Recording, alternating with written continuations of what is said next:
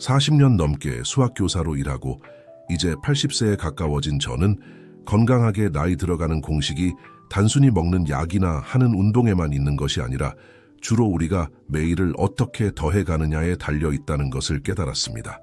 제가 어떻게 이것을 발견했는지 여러분께 들려드리겠습니다. 평범한 월요일에 심장 수술을 받아야 한다는 진단을 받았습니다.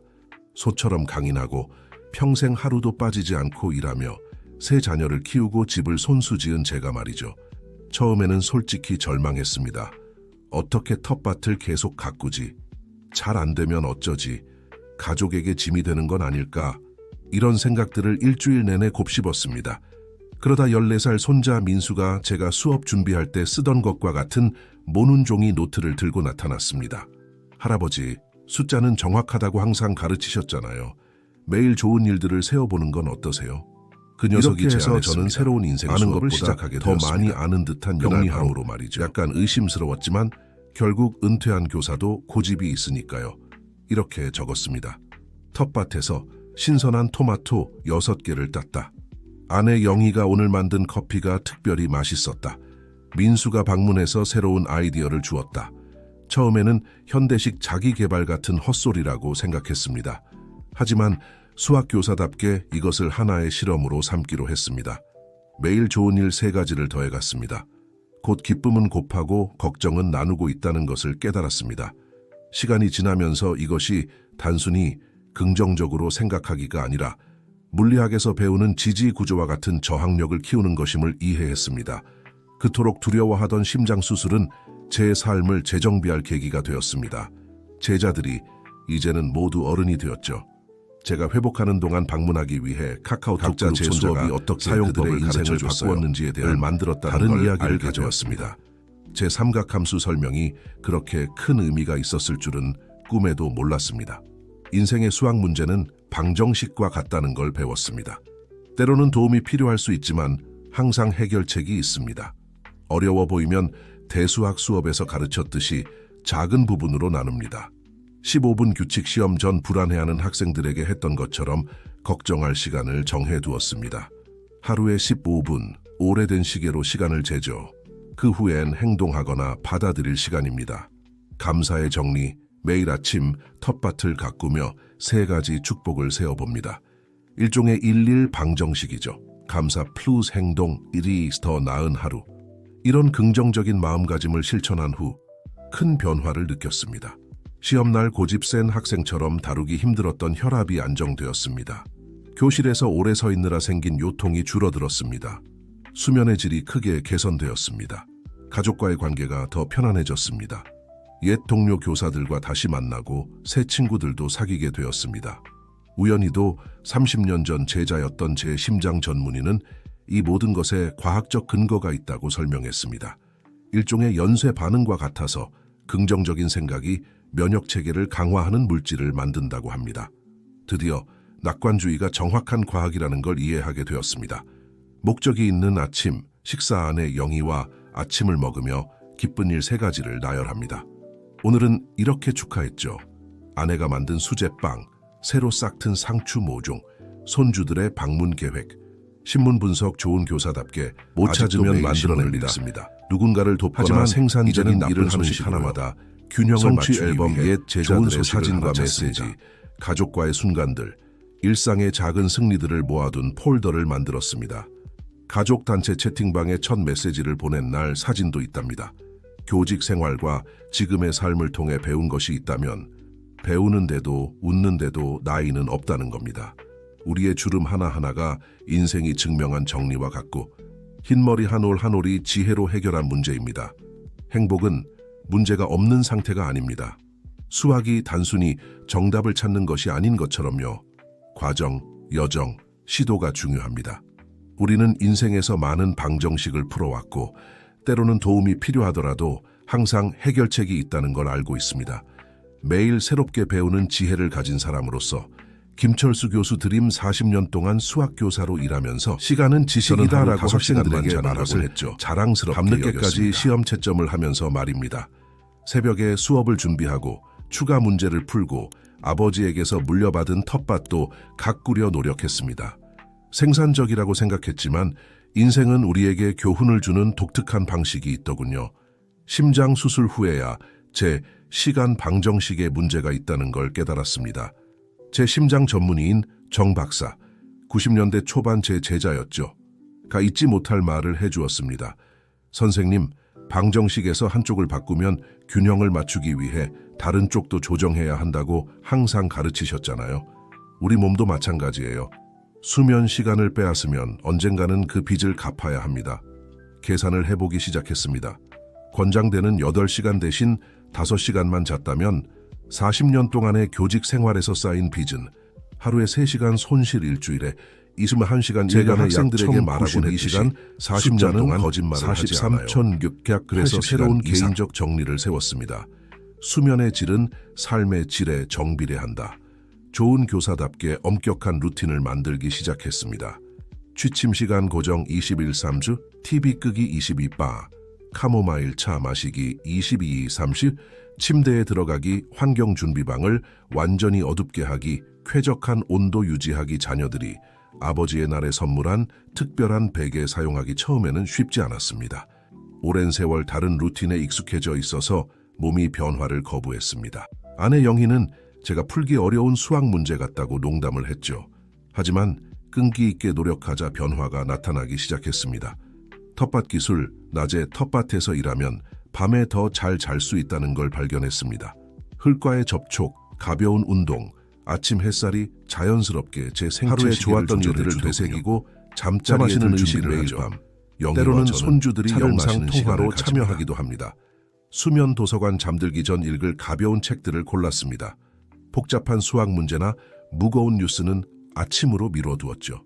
이 새로운 루틴을 6개월 동안 따른 후 큰 변화를 느꼈습니다. 기억력이 크게 향상되었습니다. 혈압이 안정되었습니다. 요통이 줄어들었습니다. 낮 동안의 활력이 증가했습니다. 심지어 제 기분도 좋아졌습니다. 영희 말에 의하면요. 연구를 하면서 교사의 오랜 습관이죠.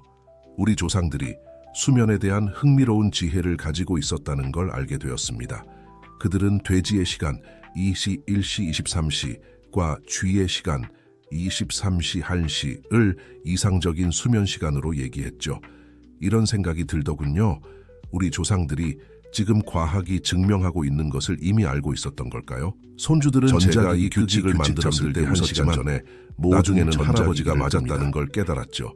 수면 일기 간단하게 수면의 질을 기록합니다. 수학 교사답게 패턴을 관찰하고 필요할 때 조정하는 걸 조안해 이해했습니다. 원문에 충실하게 번역을 이어가겠습니다. 빛의 수학 낮 동안 자연광에 노출되는 것이 밤에 숙면을 취하는데 매우 중요하다는 것을 배웠습니다. 그래서 아침마다 식물에 물을 주는 것뿐이라도 텃밭을 가꾸는 것을 중요하게 여깁니다. 오늘날 78세의 나이에 잠을 완전히 다른 시각으로 바라봅니다. 더 이상 잃어버린 시간이 아니라 건강에 대한 소중한 투자입니다. 학생들에게 자주 말했듯이 인생의 수학에서는 때때로 적은 것이 더 많은 것입니다. 더 많이 자는 것은 더 잘 사는 것을 의미합니다. 저와 같이 나이 들어가는 모든 분들에게 말씀드리고 싶습니다. 새로운 습관을 배우기에 수면은 인생의 더 복잡한 수업으로 나아가기 전에 우리가 익혀야 할 기본 과목과 같습니다. 소화기와 뼈 건강 관리. 김철수 교수 숫자가 나를 경고한 날 수학 교수로서 저는 항상 숫자가 거짓말을 하지 않는다고 믿었습니다. 일상적인 건강 검진 중에 무시할 수 없는 숫자들과 마주쳤습니다. 예상보다 낮은 골밀도와 불규칙한 소화 효소. 제 건강 방정식에 몇 가지 조정이 필요한 때였습니다. 부엌에서의 혁명 제 아내 영희는 항상 부엌의 여왕이었습니다. 하지만 그 진단 이후 저도 배워야 할 때라고 결정했습니다. 결국 학생들에게 늘 말했듯이 지식은 텃밭과 같아서 매일 가꾸어야 합니다. 기능성 식품의 발견 기하학 수업을 준비할 때와 같은 열정으로 영양학에 대해 공부하기 시작했습니다. 우리의 식단에 몇 가지 조정이 필요하다는 것을 발견했습니다. 아침 식사의 정리, 흰 빵을 통밀빵으로 바꿨습니다. 씨앗을 넣은 플레인 요구르트를 포함시켰습니다. 우리 텃밭에서 나는 신선한 과일을 추가했습니다. 점심 식사에 방정식 채소 섭취를 늘렸습니다. 일주일에 2번 정어리를 포함시켰습니다. 붉은 고기 양을 줄였습니다. 저녁 식사의 문제에 더 가벼운 식사를 만들었습니다. 영양가 있는 수프를 추가했습니다. 고정 시간을 정했습니다. 저녁 7시 동맹군으로서의 텃밭. 전에는 단순한 취미였던 제 텃밭이 이제는 진정한 자연 약국이 되었습니다. 우리는 다음을 심었습니다. 칼슘을 위한 케일 소화를 돕는 바질 식후용 민트 섬유질을 위한 상추 항산화제를 위한 토마토 계단 사건. 일요일 아침 물이 새는 것을 확인하기 위해 계단을 올라가다가 놀란 일이 있었습니다. 미끄러져 넘어질 뻔했습니다. 루틴 의사와 이는 함께 뼈 건강의 중요성을 이해하는 데 필요한 경고였습니다. 아침 산책, 동네를 30분 걷기 균형 운동, 식물에 물을 주면서 적당한 햇빛 노출, 텃밭 일을 하는 동안 무게 운동, 물 뿌리개와 가벼운 도구를 들고 다니기. 소화의 교훈. 학생들에게 말했듯이 각 문제에는 해결 시간이 있습니다. 소화도 마찬가지라는 것을 배웠습니다. 22미식시 20 규칙 20분 동안 식사하기. 각 음식을 20번 씹기. 식사 후 20분. 휴식. 수분 섭취의 수학 기상시. 물 1잔 식사 30분 전, 물 1잔 식사 사이에 물 1잔. 하지만 저녁 7시 이후에는 수면에 방해되지 않도록 줄여야 한다는 걸 발견했습니다. 작은 조정, 큰 결과. 이러한 변화를 6개월 동안 따른 후 관절 통증이 줄어들었습니다. 소화가 크게 개선되었습니다. 에너지가 증가했습니다. 수면이 더 편안해졌습니다. 극복해야 할 것들이 있었죠. 찬 음식의 유혹 과일로 건강한 대안을 도전과 만들었습니다. 극복. 이 여정이 모두 설탕을 주는 디저트 만들기를 배웠습니다. 빨리 먹는 습관. 천천히 먹는 것을 상기시키는 타이머를 사용합니다. 식사 시간을 영희와의 대화 시간으로 만듭니다. 새로운 음식에 대한 저항. 일주일에 한 가지 새로운 음식을 시도했습니다. 퀴노아가 생각만큼 나쁘지 않다는 걸 발견했습니다. 나의 식사일기. 수업 계획을 세웠던 것처럼 특별한 노트를 만들었습니다. 먹는 모든 것을 기록합니다. 식사 후 느낌을 기록합니다. 불편함을 주는 음식을 표시합니다. 작은 승리를 축하합니다. 조상들의 지혜. 우리 조상들이 이미 소화기와 뼈 건강에 대해 많이 알고 있었다는 것을 발견했습니다. 천천히 먹기. 식사 시간 지키기. 아침 햇살 즐기기. 자신의 음식 재배하기. 제가 개발한 레시피. 영양 강화. 죽귀리 우유, 바나나, 치아씨드, 꿀. 적당히. 소화에 좋은 수프. 호박, 생강, 당근, 텃밭, 허브, 올리브 오일. 한 방울. 교사로서 저는 항상 학습이 지속적이라고 믿었습니다. 오늘날 78세의 나이에 저는 계속해서 제 몸과 그 필요에 대해 배우고 있습니다. 소화기와 뼈 건강은 복잡한 수학 문제와 같습니다. 해결하기 위해서는 주의 인내 그리고 방법이 필요합니다. 기억하세요. 우리 몸은 우리가 살 수 있는 유일한 장소입니다. 그것을 돌보는 것은 선택이 아니라 저는 항상 학습의 가치를 잘 알고 있다고 생각했습니다. 하지만 75세가 되고 나서야 제가 아직 숙달해야 할 근본적인 과목이 있다는 것을 깨달았습니다. 바로 제 몸에 대한 과학입니다. 모든 것을 바꾼 놀라운 경험. 목요일 오후 가슴에 이상한 통증을 느꼈습니다. 고집센 성격 때문에 그냥 지나가기를 기다리려고 했습니다. 하지만 제 아내 영희가 더 현명하게 응급실에 가자고 주장했습니다. 그때 의학 지식에 대한 첫 번째 교훈을 배웠습니다. 어떤 문제들은 다음 수업까지 기다릴 수 없습니다. 지식 정리하기 2일 이후 건강에 대해 배우기 위해 제 교수 기술을 적용하기로 결심했습니다. 체계적인 시스템을 만들었습니다. 검사 결과 폴더 날짜와 유형별로 정리 빠른 찾기를 위한 색인 생성. 각 전문 분야를 다른 색으로 표시 비교를 위해 참조 값 기록. 증상. 노트. 수업 계획을 세울 때처럼 기록하기 시작했습니다. 증상의 날짜와 시간. 강도 1부터 10까지의 척도. 증상이 시작됐을 때 하고 있던 일. 증상 완화에 도움이 된 것. 건강 도서관. 중요한 정보가 담긴 작은 도서관을 만들었습니다. 건강 캠페인 팸플릿. 신뢰할 수 있는 과학 잡지 기사. 의사의 지침. 진료 기록. 나의 파일링 시스템. 시험지와 연습 문제를 정리하듯 모든 것을 정리했습니다. 빨간 폴더. 응급 상황 및 중요 연락처. 파란 폴더. 정기 검진. 초록 폴더. 약물 정보. 노란 폴더. 식단 및 운동 팁. 의사 상담을 최대한 활용하기 위한 방법을 개발했습니다. 상담 전 모든 질문 사항을 적어둡니다. 증상 요약을 준비합니다. 이해가 되지 않으면 약물 목록을 준비합니다. 지시 사항을 반복하여 제대로 이해했는지 상담 중 중요한 사항을 상담 후 새로운 처방전을 정리합니다. 검사 일정을 업데이트합니다. 영희와 정보를 공유합니다. 중요한 학습 약물의 수학 복용 시간표를 만들었습니다. 휴대폰 알람을 사용합니다. 재구매가 필요한 약물 기록을 유지합니다. 경고 신호, 즉시 도움을 받아야 할 때를 식별하는 법을 배웠습니다. 지속적인 가슴 통증, 갑작스러운 호흡 곤란, 정신 혼란, 한쪽 몸의 약화 노인 학습 그룹. 동네의 다른 노인들과 그룹을 만들었습니다. 경험을 공유합니다. 정보를 교환합니다. 서로 지지합니다. 의료 전문가와 간견을 조직합니다. 우리의 주간 모임 매주 수요일, 우리는 모여서 건강에 대한 새로운 학습 내용을 논의합니다. 웰빙 팁을 공유합니다. 함께 의문사항을 해결합니다. 건강한 활동을 계획합니다. 기술을 동맹군으로 하는 앱 손자 민수가 최고의 전략 예방 달력을 사용법을 가르쳐 주었습니다. 1월 종합 건강검진 4월 앱 심장 검용을 상기시키는 7월 앱 정형외과 평가 10월 일반 검사 중요한 파트너십 지원 네트워크를 구축했습니다. 동네 약사 가정의 노인 지원 그룹 항상 경계하는 가족 배운 교훈 어리석은 질문은 없다. 학생들에게 늘 말했듯이 유일하게 어리석은 의문은 묻지 않는 의문입니다. 예방이 핵심이다. 건강을 회복하는 것보다 유지하는 것이 더 쉽습니다. 지식은 힘이다. 우리 몸에 대해 더 많이 알수록 더 잘 돌볼 수 있습니다. 새로운 교육 방식. 오늘날 저는 제 경험을 활용하여 다른 노인들을 돕고 있습니다. 커뮤니티 센터에서 강연을 합니다. 의료 정보 정리를 돕습니다. 제 조직 시스템을 공유합니다. 교사로서 저는 항상 지식이 우리를 자유롭게 한다고 믿었습니다. 오늘날 저는 우리의 건강에 대한 지식이 우리를 살아있고 독립적으로 만든다는 것을 알고 있습니다. 특히 우리의 웰빙이 주제일 때 배우기에 결코 늦지 않습니다. 추신, 그리고 저는 여전히 건강에 대한 발표에서 분필과 칠판을 사용합니다. 어떤 것들은 결코 변하지 않습니다. 친애하는 친구들에게 이 공유의 여정을 통해 저는 노화의 다양한 측면에 대한 제 마음과 경험을 열어놓았습니다.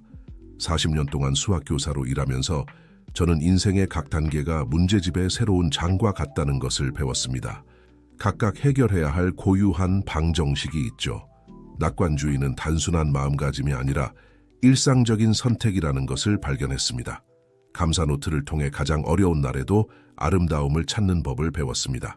수학 방정식에서처럼 문제에 접근하는 방식을 바꾸면 결과를 바꿀 수 있다는 것을 깨달았습니다. 밤늦게까지 수면 루틴을 정점하던 그 밤들은 수학에서와 마찬가지로 수면이 식성이 예측 가능하고 필수라는 것을 긍정적인 결과로 이어진다는 것을 발견했습니다. 제 텃밭은 영양에 대한 개인 교실이 되었습니다.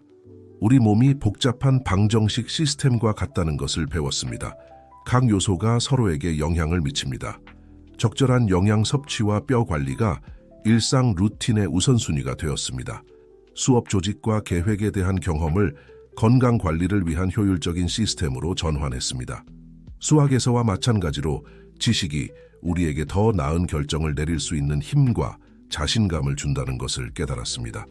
친애하는 독자들에게 보내는 마지막 메시지, 78세인 지금, 뒤돌아보면 인생이 제가 그토록 사랑했던 수학 수업과 매우 비슷하다는 것을 알 수 있습니다. 모든 문제에는 해결책이 있고 모든 도전은 우리에게 새로운 것을 가르치며 끈기는 항상 이야기를 어딘가로 이끕니다. 그저 새로운 장일 뿐이며 아마도 가장 흥미로운 장일 것입니다. 우리가 배운 모든 것을 적용하고 우리 자신에 대해 새로운 것을 발견할 기회를 갖는 시기입니다. 기억하세요. 나이는 단지 숫자일 뿐입니다. 수학교사로서 숫자의 가치를 잘 알고 있죠. 매일이 배움의 새로운 기회입니다. 비결은 오래 사는 것이 아니라 더 잘 사는 것입니다. 우리의 마음과 몸은 우리의 가장 큰 동맹군입니다. 가족과 친구들은 우리를 강하게 지탱해주는 지지대입니다. 학기 마지막 날 학생들에게 말했던 것처럼 지식은 아무도 여러분에게서 빼앗을 수 없는 유일한 것입니다. 오늘 저는 이렇게 덧붙입니다. 나이와 함께 오는 지혜가 우리의 가장 큰 보물입니다. 호기심을 잃지 말고 활동적으로 지내며 무엇보다도 인생의 모든 단계를 사랑하세요. 결국 좋은 수학 문제에서처럼 오직 세월만이 줄 수 있는 전체를 바라봐야 세부적인 아름다움을 발견할 수 있습니다. 그리고 기억하세요. 새로운 장을 시작하기에 결코 늦지 않습니다. 저는 여기 78세의 나이에 여전히 배우고 가르치고 있습니다. 인생은 정말로 우리의 가장 위대한 스승입니다. 감사의 말 모든 순간 함께 해준 제 아내 영희, 새로운 모험을 할 때마다 지지해주는 자녀들, 제 정신을 젊게 유지해주는 손주들, 그리고 제 인생을 거쳐간 모든 학생들에게 감사드립니다. 여러분은 제가 가르칠 수 있었던 것보다 훨씬 더 많은 것을 저에게 가르쳐 주었습니다. 그리고 여기까지 읽어주신 당신에게 진심으로 감사드립니다. 이 글이 제가 쓰면서 느낀 만큼 당신의 길을 밝혀줄 수 있기를 바랍니다. 영원한 사랑을 담아 김철수 교수.